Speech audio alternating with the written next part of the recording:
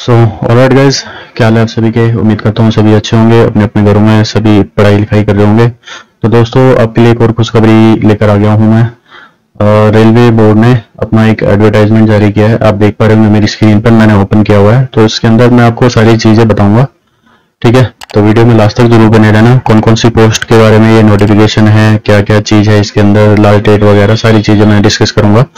यदि आप चैनल पर नए हो तो चैनल को सब्सक्राइब कर लेना और बेल आइकन प्रेस कर देना, ठीक है। तो देखते हैं एडवर्टाइजमेंट में क्या क्या दिया हुआ है। आपको ये इमेज देख के पता लग गया होगा, ये पैरामेडिकल का ही है, नोटिफिकेशन है। तो यहाँ पे लिखा हुआ है central employment notice CEN recruitment of various category of paramedical, ठीक है। तो जैसा कि आपको दिख रहा है, ये पैरामेडिकल यानी कि जो रेलवे के हॉस्पिटल्स जो होते हैं, तो उनके अंदर आपकी इनकी ड्यूटी रहेगी, ठीक है।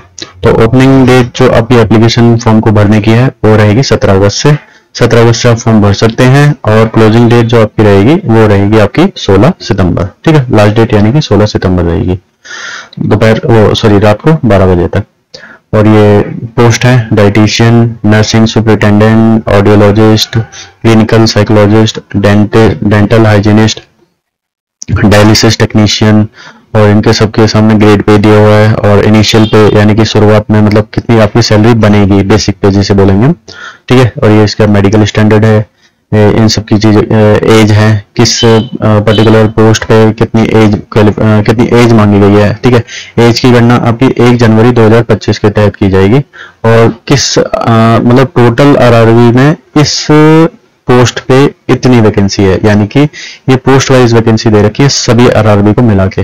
यानी कि इसमें 5 है, नर्सिंग सुपरिटेंडेंट में 713 है, इसमें 4 है, तो ऐसी सबकी दे रखी है यहाँ पे, ठीक है।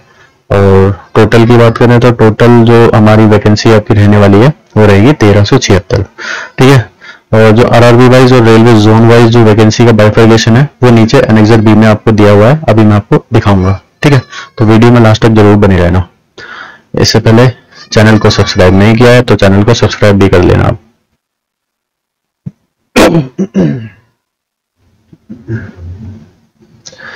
तो मैं सारी चीजें आपको डिटेल में बताता हुआ चलूंगा जो जो आपके लिए इंपॉर्टेंट रहेगी। एज लिमिट का आपको मैंने बता ही दिया है, पर्टिकुलर पोस्ट के लिए पर्टिकुलर कितनी कितनी एज है। एज की जो गणना है वो 1/1/2025 के मतलब डेट को लेके होगी, ठीक है।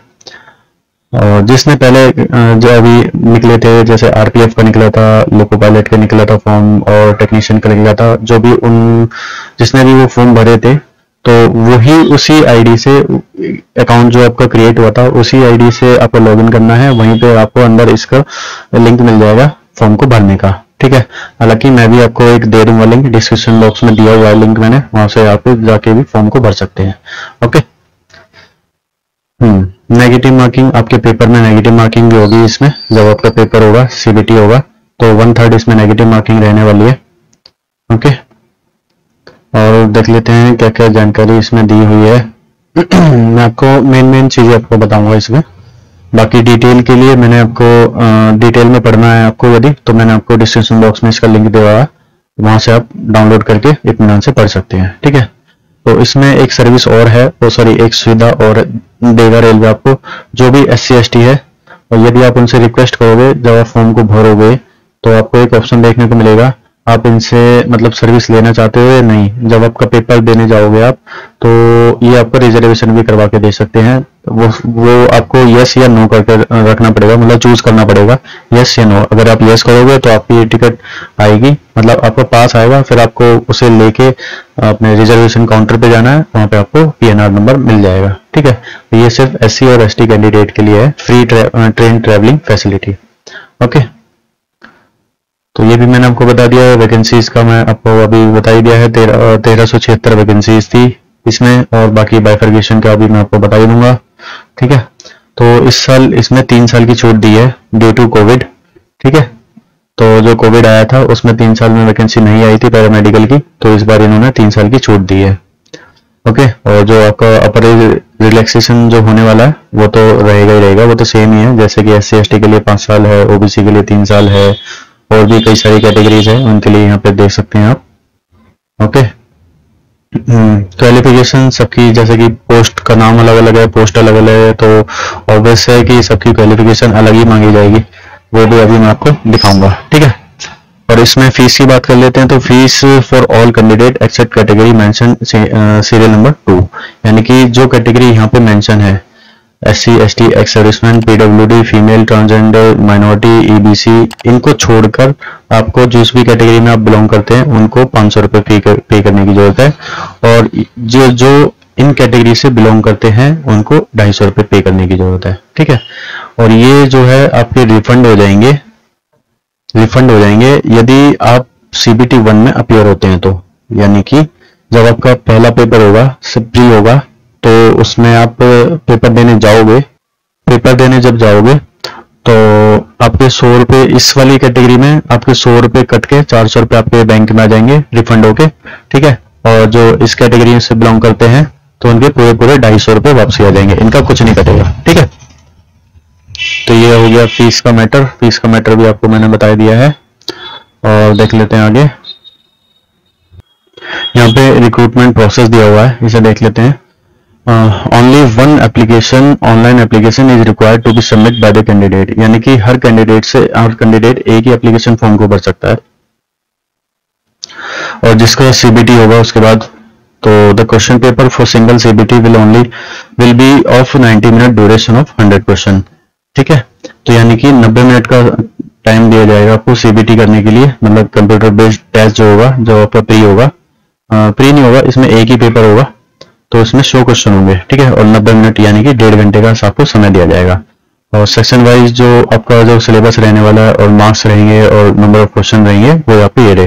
प्रोफेशनल एबिलिटी, यानी कि प्रोफेशनल एबिलिटी वो होती है जैसे कि आप किसी मान लीजिए नर्सिंग अटेंडेंट के लिए भर रहे हैं या फिर डेंटल असिस्टेंट के लिए भर रहे हैं, तो जिस भी मतलब फील्ड से आप स्पेशलाइजेशन से आप फॉर्म को भर रहे हैं ना, उससे रिलेटेड क्वेश्चन आएंगे इसके अंदर, प्रोफेशनल एबिलिटी के अंदर। ठीक है, तो उसके आपके 70 क्वेश्चन होंगे और 70 मार्क्स के होंगे। ठीक है, तो यानी कि इसमें कोई से भी सब्जेक्ट का जितने क्वेश्चन होंगे उतने ही मार्क्स के आपके उतने ही उसके मार्क्स होंगे। ठीक है, और जैसे कि जनरल अवेयरनेस के 10 क्वेश्चन होंगे, और जनरल अर्थमेटिक इंटेलिजेंस रीजनिंग के लिए 10 होंगे, और जनरल साइंस के भी 10 होंगे, यानी कि 100 क्वेश्चन होंगे, 100 मार्क्स के ही होंगे। ठीक है, और इसमें आपको नेगेटिव मार्किंग मैंने आपको बताई दी है, 1/3 आपकी नेगेटिव मार्किंग रहने वाली है, तो उसके बेस पे आपकी शॉर्ट लिस्टिंग होगी कैंडिडेट्स की। फिर उसके बाद आपकी मेरिट लिस्ट आएगी। ठीक है, फिर इसके बाद आपका मेडिकल वगैरह होगा। ओके, तो इसमें एक ही CBT होगा, CBT 1। ओके, फिर इसके आगे नीचे देख लेते हैं कुछ और महत्वपूर्ण जानकारी। ये एनेक्सर 1 में आपकी जो सारी मतलब जो भी जितनी भी पोस्ट हैं उनका पे स्केल प्लस उनकी क्वालिफिकेशन दी हुई है। आप देख पा रहे होंगे राइट साइड में इनकी क्वालिफिकेशन है और यहाँ पे इनका पोस्ट दी हुई है। जैसे कि नर्सिंग सुपरिटेंडेंट है, इनका लेवल 7 रहने वाला है, लगभग 45,000 और 44,900, लगभग 45,000 ही मान लो इनका बेसिक पे रहेगा। और इसमें जो क्वालिफिकेशन चाहिए वो यहाँ पे लिखी हुई है, certified as a registered nurse, वो registered nurse and midwife as a certified होनी चाहिए उनको, और हैविंग 3 साल of course of general nurse midwifery from a school of this Indian nursing council, यानी कि जो भी नर्सिंग का कोर्स कराते हैं ना, इसे GNM बोलते हैं, जनरल नर्सिंग एंड मिडवाइफरी। ठीक है, वो कोर्स आपके पास होना चाहिए आपके पास होना चाहिए 3 साल का। ठीक है, या फिर BSc नर्सिंग होनी चाहिए आपके पास। ओके, और ऐसे ही कर करके जैसे ये पोस्ट है इसके लिए आपको क्या चाहिए, आपके पास 12वीं चाहिए साइंस साइड के साथ, और आपके पास सर्टिफिकेट या डिप्लोमा होना चाहिए कार्डियोलॉजी लैब टेक इन्वेस्टिगेशंस में या फिर ECG में, है ना। तो इसी हिसाब से आप अपने हिसाब से देख लेना। तो ये पोस्ट का नाम है और इसके सामने आपका क्वालिफिकेशन दी हुई है। तो इसका लिंक मैंने डिस्क्रिप्शन बॉक्स में भी दे रखा है, आप वहां से जाकर भी देख सकते हैं इसको। ठीक है, तो जो भी क्वालिफिकेशन आपके पास है तो उसी हिसाब से आप फॉर्म को भरिएगा और अपनी तैयारी में लग जाइए, क्योंकि इसका पेपर अब जल्दी ही हो जाएगा। ये एनेक्सर B आ गया है, एनेक्सर B में ये RRB वाइज जो है वैकेंसीज दी हुई है। जैसे कि अहमदाबाद में ये पोस्ट है, इस पोस्ट के अंदर किस कैटेगरी में कितनी वैकेंसी है। ठीक है, और ये जैसे प्रयागराज है, प्रयागराज के अंदर किस पोस्ट के अंदर कितनी वैकेंसी है। ठीक है, और जैसे अजमेर है, RRB अजमेर है, RRB बेंगलोर है, भोपाल है, भुवनेश्वर है, तो डिफरेंट RRB है, डिफरेंट पोस्ट है और डिफरेंट पोस्ट के लिए डिफरेंट वैकेंसी है। ठीक है, तो वीडियो कैसी लगी आपको, मेरे को ये नोटिफिकेशन कैसी लगी तो कमेंट करके जरूर बताना। और भी मैं ऐसी आगे वीडियो लाता रहूँगा, तो इसलिए चैनल को सब्सक्राइब कर लेना और बेल आइकन प्रेस कर लेना। और हमारा जो ये बार कोड दिख रहा है ऊपर, ये हमारा फेसबुक पेज का बार कोड है, इसे स्कैन कर लेना और इसको स्कैन करके फॉलो कर लेना। ठीक है, तो मिलता हूँ फिर आपसे एक और बार नेक्स्ट वीडियो में। तब तक के लिए धन्यवाद।